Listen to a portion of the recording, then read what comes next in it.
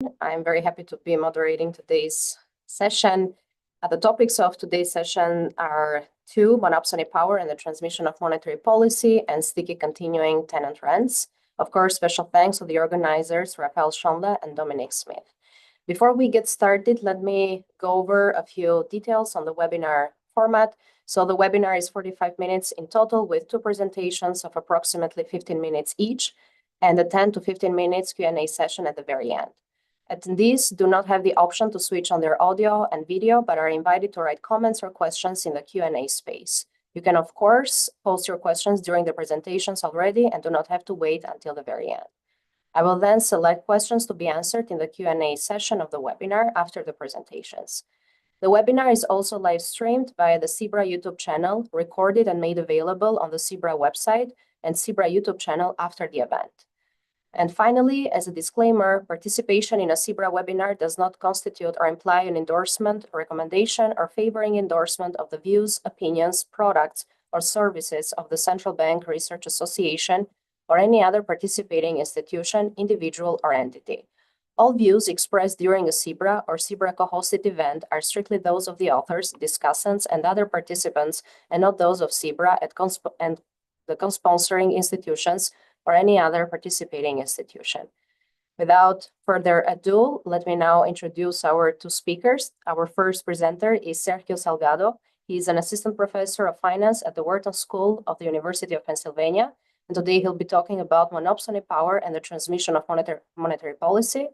And the second presenter for today is Randy Verbrugge. He's my colleague and the senior research economist at the Cleveland Fed. And today he'll be talking about sticky continuing tenant rents. Without further ado, let me now pass on the virtual stage to Sergio. Sergio, whenever you're ready, you can share your slides. All right. All right. Everything is okay? Everything looks good? All right. Thank you. So to just start or all right. So thank you all the organizers for inviting me to present. It's a pleasure to be here. This is a joint work with Ben Spardonsky at the Fed and Gideon Borstein, my colleague here at Wharton. And of course, there is a disclaimer. We use data from the census, so whatever we say has nothing to do with what the census opinions is, and the same thing for the Federal Reserve Board of Governors. It's just our opinion and our work. Now, the motivation of this paper is the large concentration of labor markets at the local level. So it's not surprised that local labor markets in the United States are highly concentrated. For instance, 1/3 of all workers employed by firms in local labor markets are employed in firms whose wage share within the labor market is more than 10%. Here, local labor market is defined as a subsector, an IX3, for instance, within a county, within a state, right? So the question that we have in this paper is how the presence of labor market power affect the transmission of monetary policy. And to answer the question, we're going to do two things. First, we're going to provide evidence of the heterogeneous response of firms with differential labor market power to monetary policy shocks. And given that evidence, we're going to construct a neo-Keynesian model with heterogeneous oligopolistical firms to evaluate the impact of monetary policy and how the changes of the monopsony power in the United States over the last 40 years changes the transmission of monetary policy. So to do the first bit, we're going to use administrative census data at the quarterly frequency from the LEHD dataset. And using this data and some definitions that I'm going to give you later, we're going to study the heterogeneous response of firms with high and low monopsony labor market power to a monetary policy shock. And I'm going to define that in a little bit. Now, the main finding of the empirical part of our paper is that low monopsony power firms that in general have a lower share of the employment within a local labor market, are significantly more responsive to a monetary policy shocks in terms of the wage bill that they pay and the employment that they hire within the local labor market. So the second part of the paper, given this evidence, we're going to build an heterogeneous firms neo-Keynesian model where firms compete within local labor market oligopolistically. And I'm going to show you a very simple example in which, absent of wage stickiness, the fact that there is markdowns and there is local labor market power is irrelevant for the transmission of monetary policy. In fact, absent of wage stickiness, there will be an homogeneous response to a monetary policy shock despite the presence of heterogeneous markdowns. So you need the combination of both wage stickiness and heterogeneity, both to get different transmissions and to match or to account for the heterogeneity I'm going to show you earlier in the empirical results. Now we're going to calibrate the model. This is the part that is more work in progress to the evidence that I'm going to show you, right? And we're going to study the implications of the monopsony power for the transmission of monetary policy. So in our model, if you completely kill the fact that firms have labor market power, you will increase the efficacy of the monetary policy. The fact that there is labor market power reduces the elasticity of output to a monetary policy shock in 40%. Now we can do, that is one of the counterfactuals. The second counterfactor that we do is that we know that at the local level, labor market power seems to have decreased since the 1980s. There is some question about what is happening at the aggregate level. Our evidence and some other papers' evidence shows that at the local labor market power, monopsony power seems to have declined. So just by that fact, using our model, we can say that today, when local labor power is lower relative to the 1980s, monetary policy is 16% more effective, meaning the elasticity is 16%. The elasticity of output relative to a monetary policy shock is 16% higher. All right, so let me jump directly to the empirical analysis to show you some cute pictures. So on the data side, we're going to use LEHD, which is a match employer-employee panel data set for the population of firms and workers in different states. We have information in our data set of 23 states, including large states such as California, New York, and Pennsylvania, but we don't have information, for instance, of other large states like Texas, Illinois, or Florida. Our data starts in 1994 and extends to 2021, but for all extent and purposes in the results that I'm going to show you now, I'm going to exclude the pandemic. So we are going to stop in 2019. And using this data, we're going to construct quarterly wage bill and employment of a particular firm within a local labor market. And a local labor market is going to be a combination of an X3 and a county. So let's say the same company may appear twice in our data set because the same company may have high labor market power, let's say in rural Minnesota. Let's say thinking maybe, I don't know, Walmart in Morris, Minnesota. Maybe it's the only supermarket there. But in Minneapolis, may have lower labor market power because it's there is competing with Target and with Costco and some other retailers. So the same firm may appear in different local labor market powers, having different, they may appear in different labor markets, having differential labor market. To measure monetary policy shock, we're going to use the Jarochinsky and Karady shocks that try to disentangle the true monetary policy shock from Fred information. We use different shocks. I will show you some pictures. We're not very particular to this particular type of shock, but this is the one that we're going to use in our main analysis. All right. So using this data, we're going to classify firms in two groups. We're going to say a firm has a high degree of labor market within a subsector county if this firm accounts for more than 10% of the wage bill within this sector. And I'm going to call that firm in that particular subsector a high monopsony power firm. That is my threshold there. And all the rest of the firms are going to be called low labor market power. And then I'm going to just simply run a local projection in which in the left-hand side, I'm going to put either the log wage bill or the log employment. And in the right-hand side, I'm going to put a monetary policy shock, the MP here, interacted with a dummy that tells me whether this firm is high or low local labor market power, right? According to my threshold. And the important parameter here is going to be this beta that's going to capture the differential response of low labor market power firms relative to high labor market power firms here, or low monopsony power firms relative to high monopsony power firms. Here we're controlling for some lag values of inflation, unemployment, and GDP, and also some lag values of the dependent variable. We have fixed effects at the sector level, state level, and group.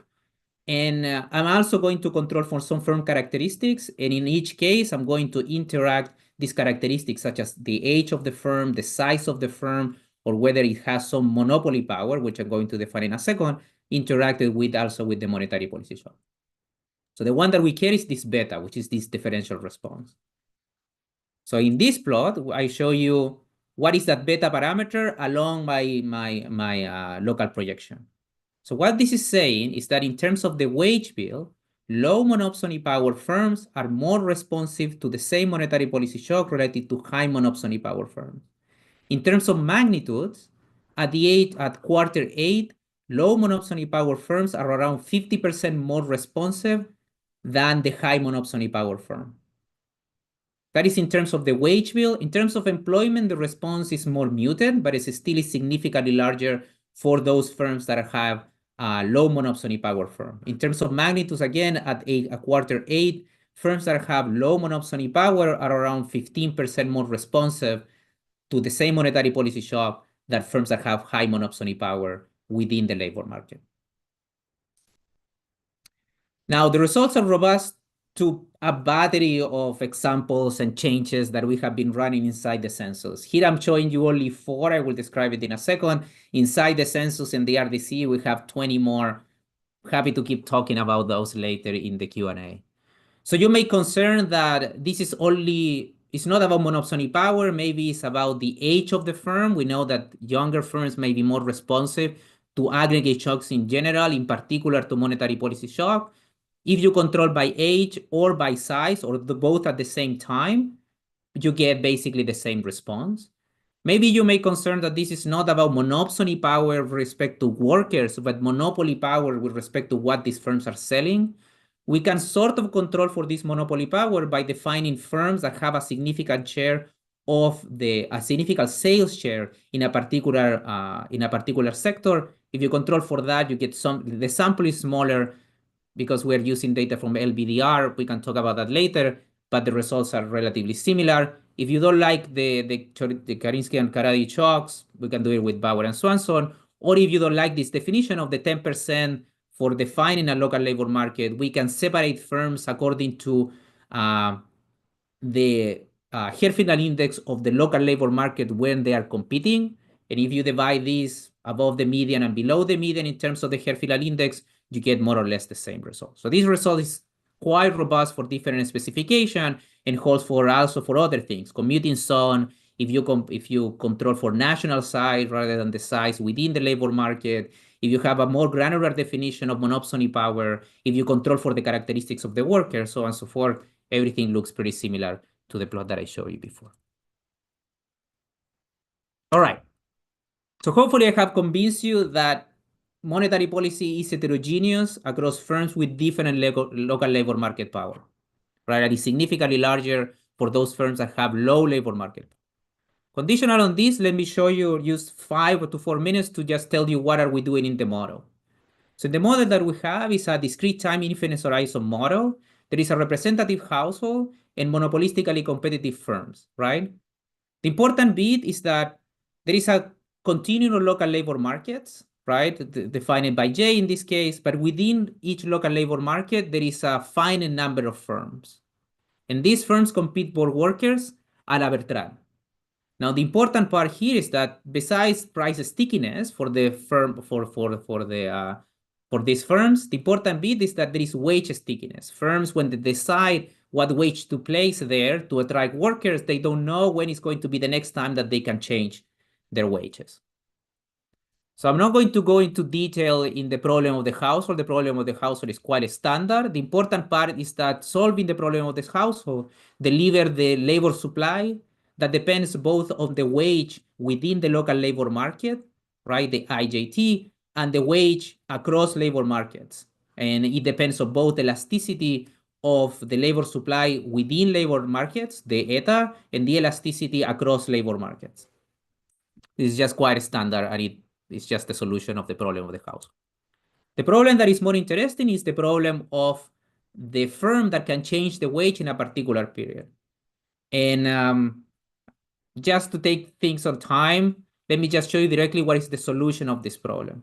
The solution of this problem is a wage that depends on 3 things. Depends on the fact that the firm, every time that decide what wage to post in a particular labor market is looking into the future, because it's need to decide or need to pick a wage, considering that it might not be, it might need to change the wage only in certain periods in the future and not all in every single period. And this is this Calvo shock that you see here, the theta.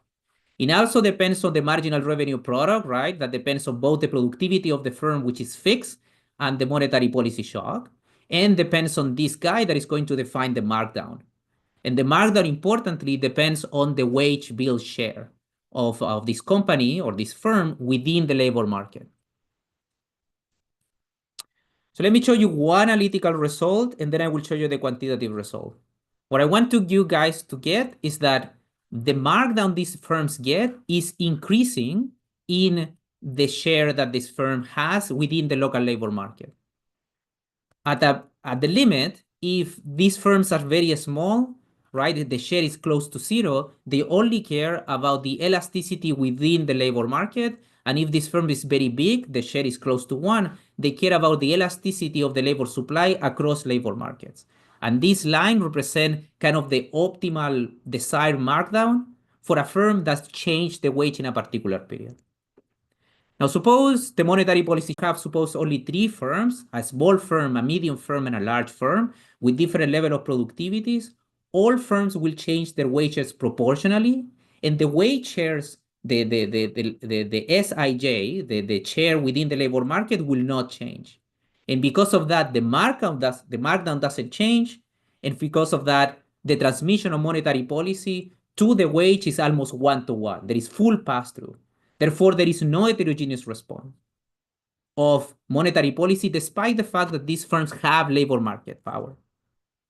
It's only when you have one firm that cannot change their wage in a particular period, in this case, this medium firm, where there is heterogeneous response. Intuitively, what is happening is that when monetary policy shock hits, and the firm in the middle cannot change their wage, the large and the small firm kind of compete for the workers of this firm, right? And they increase their wages in order to attract more workers. But the firm in the middle cannot change their wage. The wage bill goes down, the share goes down, so it moves to the left, and the workers that stay there kind of receive a higher markdown, and that it pushes that in that direction. But the important part is that is what it generates the heterogeneous response now, because the large and the small firms are competing for these workers.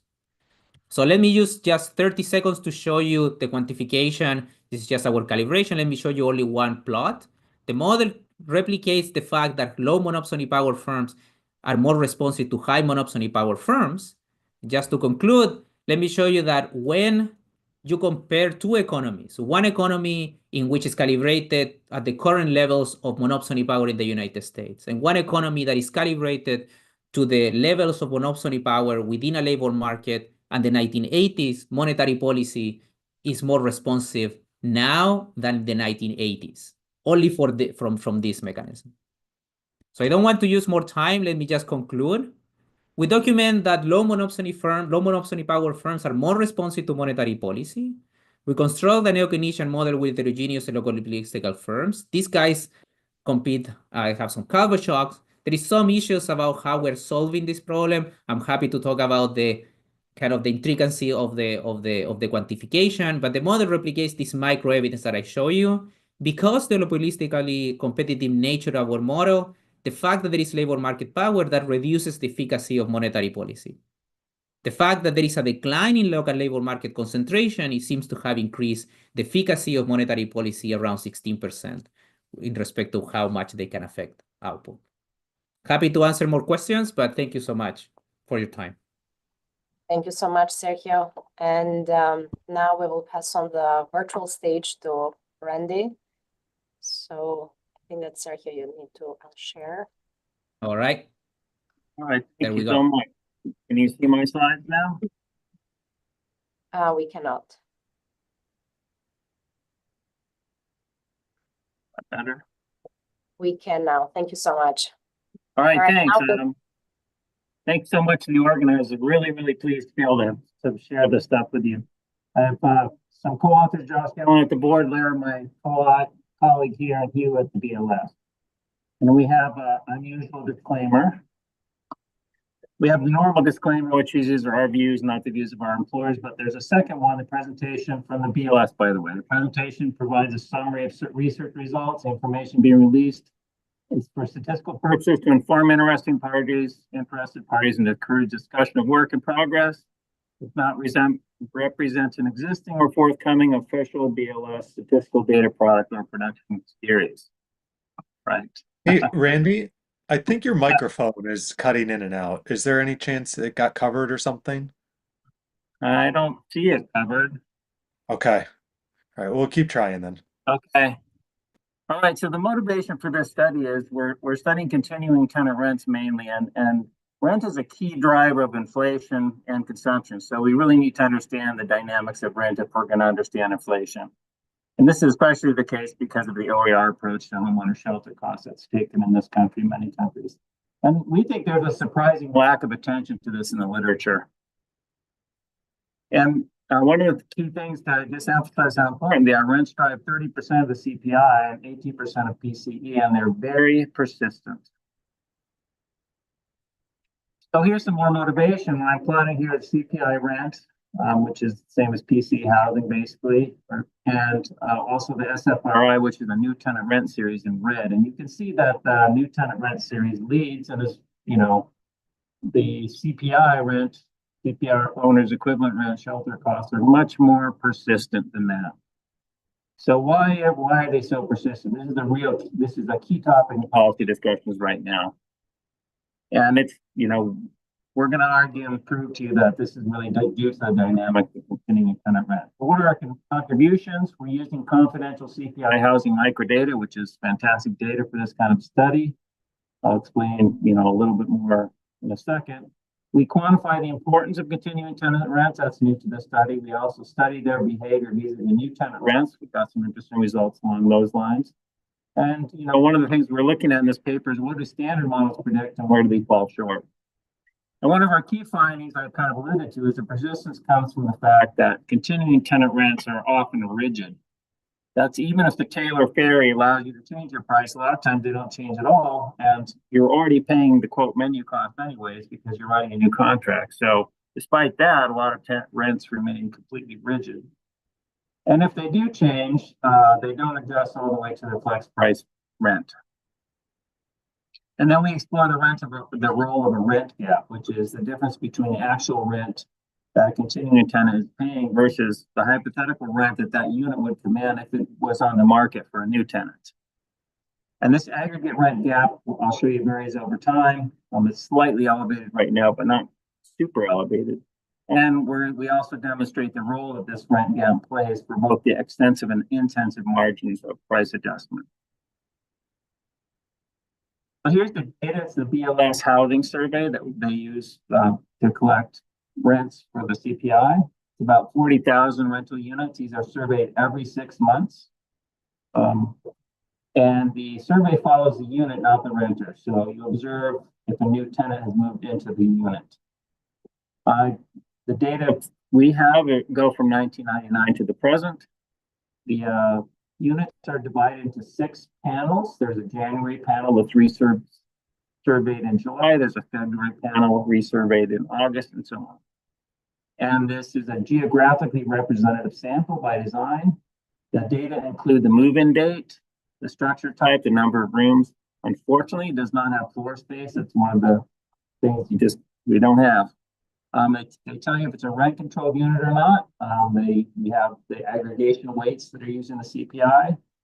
They ask about in-kind payments, et cetera. There's also data on structural changes to the unit, those kinds of things. And in the more recent data, we have contract length, but we don't have it for most of our sample. And in this study, we're using non-imputed contract rents adjusted for in-kind payments. So this is kind of what the person is paying the landlord, not the adjusted rent that might be used in the CPI. And then we have some additional data sources. We use the CoreLogic SFRI and data from CoStar to give us what the new tenant rent would be. I'll explain how we do that later. And then there's some other things we use for covariance for regression analysis. So the first thing I want to demonstrate to you is that continuing tenant rents dominate the CPI. we're going to ask, how can we figure out how important are continuing tenant rents for the overall CPI? And we estimated this in two ways. One is we just computed the aggregation weight. So like what's the weight on continuing tenant rents? But you might have also worried, well, maybe, the weight is such and such, but it just turns out that on influence on the CPI, it's that's a misleading picture. So the second thing we did was we constructed new tenant and continuing tenant indexes, and then just computed what's the implied weight for the CPI. It's a weighted average of those two. What's the weight that we come up with? And they give us basically the same answer as you'll see in that slide. So this I'm showing the figure for OER, but the figure for rent is pretty similar. And you can see, like the red line a bit smoother is just coming from the weights. 2003. I'm so sorry to interrupt you. I think that if you can stand closer to the microphone, okay, I'm sorry. We'll be hearing you better. Thank you. Okay, I'll try this. So the red line is showing what we get from computing weights. And you can see that this has risen actually from about 85% already in 2003 to 93% or so today. So you can see that continuing tenant rents are just dominant in terms of their influence on the CPI. And if we also have done a decomposition of the year-over-year rent inflation, just in different parts, and that just confirms this dominance. So this is a pretty solid fact. And this is really being driven by the change in this is being driven by declining renter mobility. So there's a higher share of units now that have continuing renters, and so they therefore have a bigger weight in the CPI. And this matters because continuing tenant rent dynamics differ a lot from new tenant rent dynamics, as I will show you.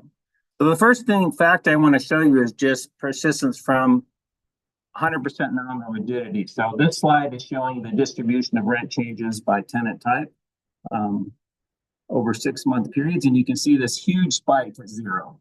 And there's also downward rigidity. You can see that the right tail is, there's clearly piling up at 0, taken out of the left tail here. So an interesting fact, though, is that new tenant rents are also sticky, but continuing tenant rents are a lot stickier. And this is really clear evidence against kind of a null hypothesis model, I would think, the Taylor model, that, every 12 months you get this chance to change the rent, or maybe even more frequently you do. And yet a lot of rents don't even change in those periods. And I'll show you later, when they do change, they don't change all the way to the new contract rent. Or new tenant rent, I should say. Let me show you a few facts about the extensive and intensive margins. This is the extensive margin of adjustment, namely, do rents change or not? If they do they go up? Do they go down? So the blue line is called the extensive margin, which is do they change at all? You can see that's not very cyclical. Now, there's a bit of an exception in COVID, but in general, it's not very cyclical. Conversely, there is a lot of cyclicality in switches from, say, rents going down to rents going up and vice versa. And then these swings are bigger for new tenants. You can see the continuing tenant ones, the switches are more subdued. And you can also see, over the recent period, there's been a decline in overall rigidity for both types. Now we move to the intensive margin, and this is plotting the median as well as, I think this is 1090 distribution of rent changes over time. So you can see that, there's a lot of dispersion here. There's a big role for idiosyncratic shocks, which I think is going to be important. And on the other hand, it's surprisingly acyclical. These price changes just don't change much, even though we've seen big changes in, rent movements over time. The size of these price changes is essentially flat, with a little exception in COVID, of course. But what's going on is a lot of similar to what, Montag and Vilar showed. A lot of the action is coming from switching between an increase to a decrease or vice versa, not the intensive margin per se. And this level of idiosyncratic noise is going to play a key role, we think, in disciplining models.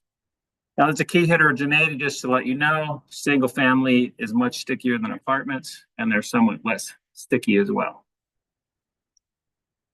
Now I want to talk about incomplete adjustment. So this slide is showing an impulse response function of continuing tenant rents to a shock to new tenant rent. This is just a bivariate structural bar. And what we're showing here is the impulse response if you shock the new tenant rent, what happens to continuing tenant rent. So you can see that after 1 year, we get about 50% pass through, but it takes about 4 years to get 100% pass through.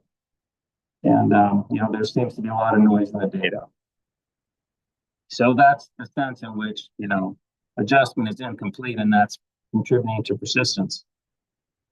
Now I bring you to the rent gap. I'm just going to show you a pictorial representation of how we compute a rent gap. So what we're computing is the difference between what the unit would rent for if it had a new tenant versus what it actually rents for right now. So what we do is when the rent resets, which is, you know, the point right here, we have a new tenant coming into the building. So we reset the R star, the hypothetical new tenant rent, to the actual rent of the structure, and then that rent is moved up by new tenant rents of its property type, which could be, if it's a detached unit, would be driven by a single family rent index or lodge index. So this would be sort of what we estimate as kind of what this unit would rent for if it was on the market. Here's its actual rent profile, and so the difference is the rent gap. And, you know, we winterize this at a plus or minus 6, which is about the 5th and 95th percentile of those. So if it's too extreme, we sort of squish it back in.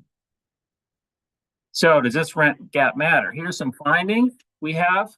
The rent gaps grow over a tenancy, just like the picture showed. So it's a bit puzzling, I would say. It's not a sit discount, it's a tenancy discount. So that's one of the questions that had been a question in real estate literature. Rent gaps, we demonstrate influence mobility and both the intensive and extensive margins. So there's state dependence in these price changes. Rent gaps, somewhat surprisingly, are often negative. Again, this suggests a large role for idiosyncratic shocks. Rent gaps right now are currently only slightly elevated on average, but they're actually, you know, still fairly high for longer tenure units. And finally, larger rent gaps reduce the probability that a tenant moves, as you might expect, conditional on covariates. This slide here is just showing the rent gap distribution for a few years. The main thing I wanted you to get out of the picture is that there's a lot of weight on the left tail here for lots of negative rent gaps. So it's not always the case that the new tenant rent is above the continuing tenant rent. And in fact, in Japan, by the way, this would be have more of the weight on this side, but we don't have Japanese data. I just happen to know that. Now here's a picture of the rent gap we estimate over time. We can estimate it using national level indexes. We could just use or we could use the city indexes for cities where we have data, or we could fill in. If we have a city with no data from SFI, for example, we can use the national rent gap for those. So that would give us 3 different lines here. You can see, you know, it was quite elevated in the mid 2000s, came down before the pandemic, and then of course with the surges it rose up, and now, you know, it seems like if you measure it with only using a national or filling in using national, we still have somewhat elevated rent gaps, you know, maybe about 5%. If we just are only looking at the cities where we have data, maybe 2.5%, but that's where we are today in terms of the rent gap. Now, we did some regression analysis, you know, just to demonstrate, okay, how important are these findings? The key coefficient here, the Y is either going to be, you know, is the rent changing? Is it changing up or down? Or how big is the rent change, up or down? And the key coefficient we're looking for is beta. Does the gap, this should be an I on this, by the way, does the gap matter for that movement, either the probability of a change or the size of the change? We have city, property type, and time fixed effects, and a bunch of controls that we'll see in the slide. Oh, you know, the controls we have on the left-hand side here, I just want to focus attention on the ones I have in red. Rent gap matters for the probability of rent change going up or going down in the way you would expect. The recent movements in that rent gap also matter a lot for the probability of going up or down. And in terms of size, again, the size of the rent gap, you know, pushes things in the direction you might expect. So I think I'm out of time here, so let me just give you my conclusion slide. I want to say one thing from this slide. We think the facts are reconciled with standard sticky price theories. We've developed a new theory, which is based on implicit contracts. But in that case, you need a novel enforcement mechanism. And we're working on simulation evidence to explore counterfactuals. Thank you for your attention. Sorry to go over a little bit. Thank you so much, Randy. And we can now officially open the Q&A session. So we'll get started with a question for Sergio. Did I understand correctly that wages were calvo and not downward rigid in your analysis? Do you think the interaction of monetary and oligopsony depends on whether shocks are positive or negative? Yeah, should I answer right away? Yeah, Dominic, I mean, you're right. Like, it's only about the calvo. There is no downward rigidity in the model whatsoever. Whether or not interaction matters, whether the shocks are positive or negative, is something that we can check in the data. We have not done it. Monetary policy shock, even at the panel level, are hard to, I don't know. Like impulse responses have these big standard errors. But we can definitely do it, and I can report back, or maybe in the paper when we have it. But we have not done it. But that will be something interesting to look at. In the model, though, everything is symmetric. There is no asymmetry in the model. So whether hit up or down, it wouldn't matter. It depends a little bit of where the distribution of firms are, but starting from a stationary distribution, the shock will be positive or negative, will give you the same result. But we can check in the data, and it's something we should do. And I can maybe follow up with actually two questions for Sergio. So one is you said that basically you're setting this threshold of 10% that defines your low versus high monopsony power firms. So I wanted to understand a little bit better, where does that come from? And second, in the model, do you make any assumption on correlations between the distribution of wage stickiness and monopsony power?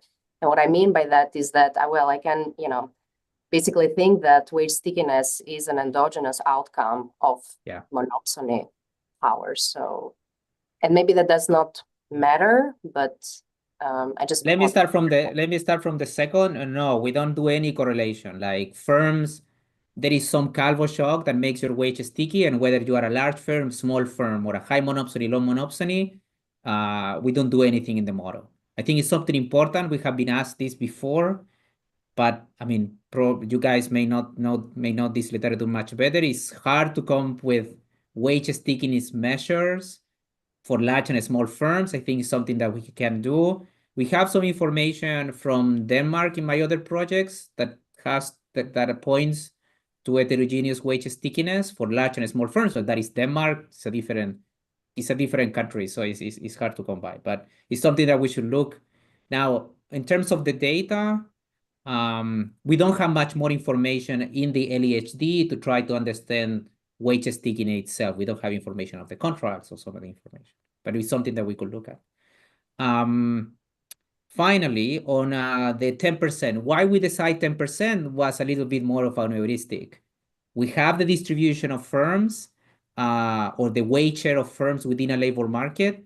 We say, well, what we find, for instance, is that 6% of all firms, 6% of all firms in the United States are defined as high monopsony power firm, and those account for around 33% of the wage bill and around 30% of employment. And that sounds for us like a reasonable number. If you have a different number, that is okay.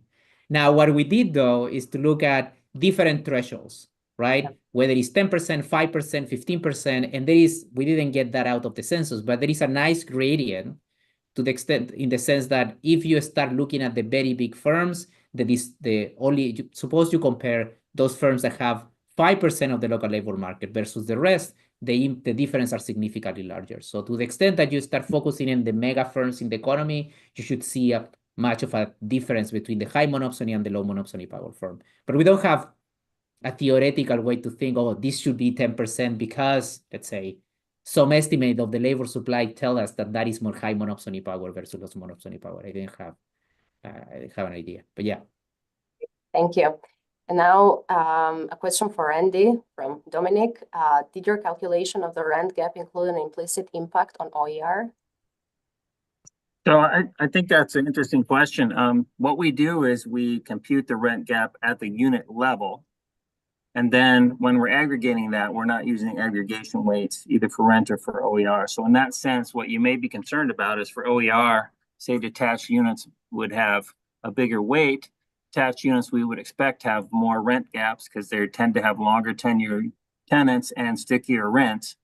So the rent gaps for OER may be bigger than the rent gaps for rent. That's a good question. That's something we should look into. So thanks for the question. And then I have another question for Andy. So, I mean, to me, it's super interesting, right? That continuing contracts for continuing tenants are a lot more rigid than for new tenants. And I was wondering if there's, I mean, the idea of the landlords eventually seeing continuation value into their current tenants, whether that plays a role. And I think that you already saw this positive covariance or correlation between the rent gaps and the odds that current tenant will continue to stay will continue to rent that same unit. Yeah.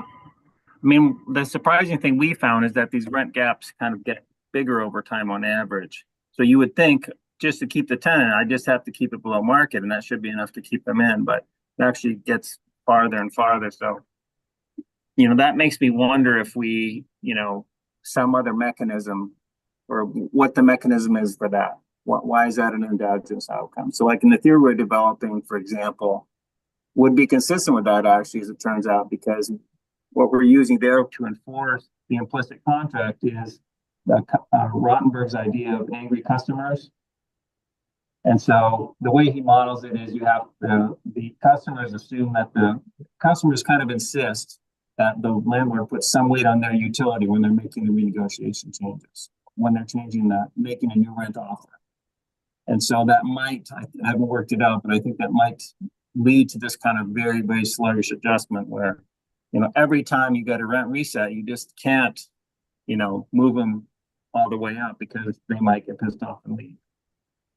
Can I ask something like, what is the role in this analysis to the owners or the institutions that own these houses? I mean, at the end, the rent is competing with the house price. And when they go and sign the value that you will get if you sell the house.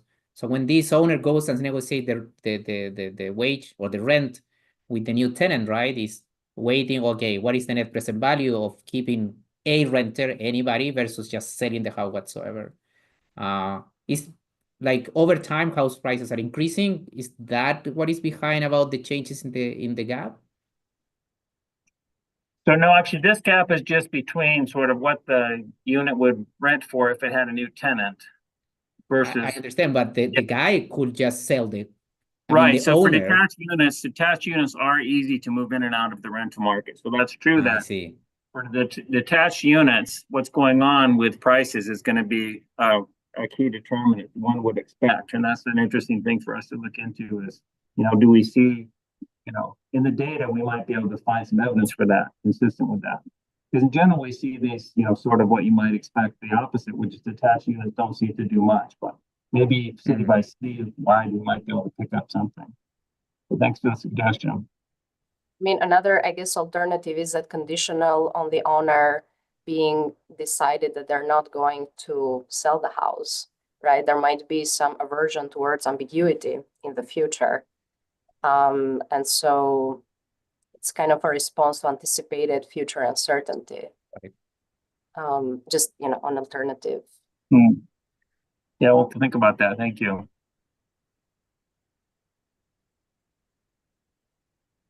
Great, but there are no further questions. I think that we're right at about 11:45 now, so we'll end the session here. Thank you so much, everyone, for attending. Of course, many special thanks to Sergio and Randy for presenting such interesting work. And we look forward to seeing you in the next CEBRA webinar. Bye, everyone.